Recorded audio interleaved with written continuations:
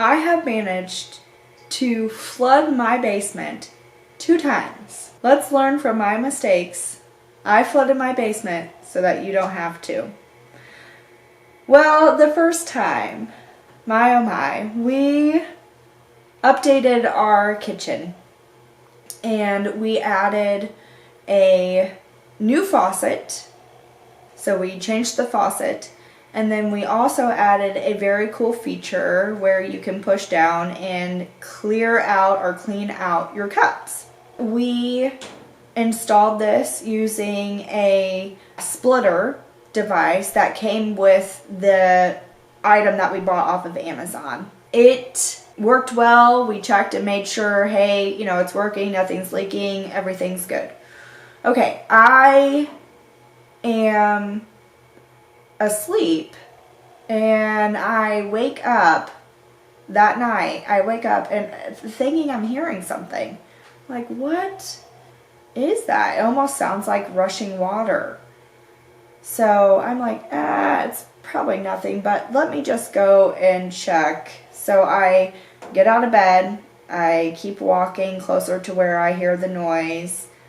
I definitely hear more noise at the hallway, which connects or is like above the downstairs, and you can see from that the downstairs because it's a 2-story home. I'm like, oh yeah, I definitely hear something. I then am like, I think that it is rushing water. So I run down the stairs and there is water all over the kitchen. And I mean, it is just pouring out of the bottom of the kitchen sink. And I'm like, oh my goodness. I run upstairs. I mean, I probably have never run upstairs as fast as I did then. And I wake up my husband. I shake him and I'm like, there is water everywhere. You need to come downstairs and fix this. So he comes downstairs. He runs down to the basement in order to turn the water off. And he comes back upstairs and he says, there is water just pouring from the ceiling, so the kitchen floor, into the basement, just pouring down into the basement. I mean, there is just water everywhere. The basement is flooded. I'm so sad. I even went and looked and double checked. We have Ring cameras everywhere in our house. And we had footage of this where it was just pouring from the ceiling.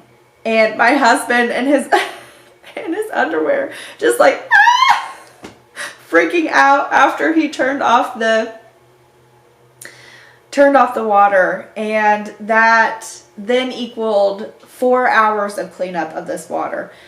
The thing that we are very lucky about is our basement is not finished. Thank goodness our basement is not finished, because that really would have been a nightmare. But we do still have a lot of stuff in our basement, and so some of those things did get wet and we had to air them out.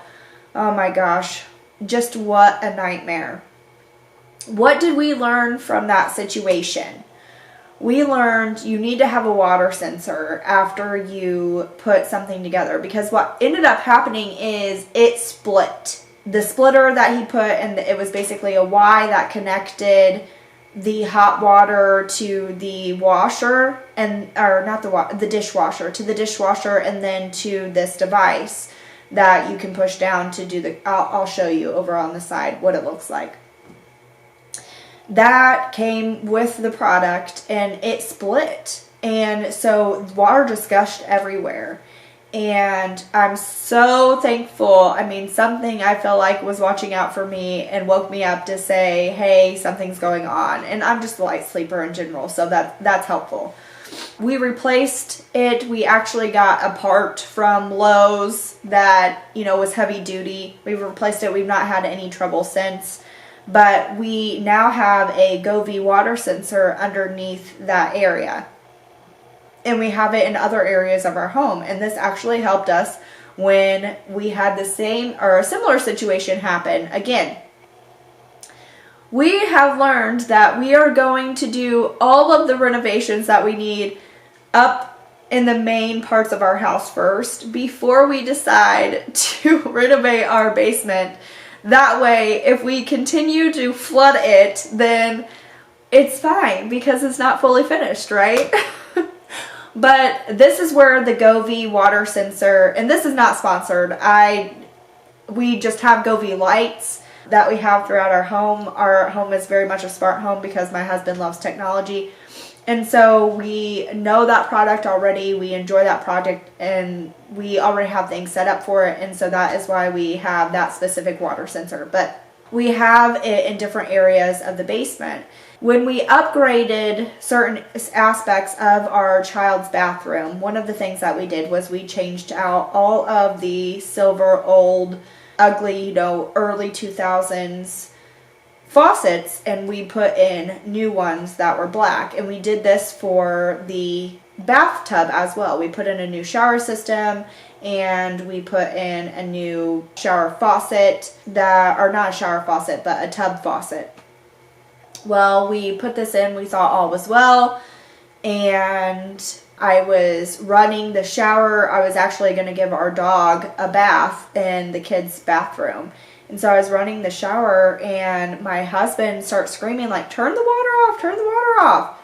Like, okay. I didn't hear him at first, so he had to like come up there and say, turn the water off. I was like, okay, what's going on? And so I turned it off and he said, I got an alert from the Govee water sensor and there's just water pouring from this down into the basement onto our water heater, which is where the Govee water, because we were like, we want it near something that could potentially start to leak, so we had it near the water system in the basement. And the water happened to fall right on top of that water heater, and so then the water sensor went off, thank goodness. What ended up happening with this is that the faucet that we bought to like run into the tub, it did not fit correctly, and we didn't realize that because it went on, but it did not fit fully. When we first ran the tub, nothing happened, right? But when we actually pulled it up to move the water into the actual shower unit, then some of that water was just pushing into the wall and like going straight down instead of all going into the shower system. We figured that out and got that fixed. Now again, we don't have any problem with that either, but one of the things that we really learned is whenever you do something that you cannot see that it's leaking, or a good form of practice would be, once you put it on and you check, like you turn the water on and you check to make sure that there's no leaking, for the first week or so, put a Govee water detector or some sort of water detector in that area to detect if something happens. Because the first time, our practice has always been exactly what I just said, from a standpoint of you put it together, you tighten it, you turn the water on, and then you run the water and you fill around where you've connected it to make sure that there's no leaks. So we've done that every time, except for with that shower system, with like you couldn't feel that part of it because that part's hidden behind the actual shower unit, so we wouldn't have been able to fill that. That doesn't mean that something couldn't end up splitting or breaking. You never know. And so a way to help prevent flooding and disasters when you are doing DIY is to put a water sensor in that area for a week or so, just to give yourself peace of mind that all is well and nothing's going on. That is what has worked for us, and learn from our mistakes. Thank goodness, like I said, our basement is not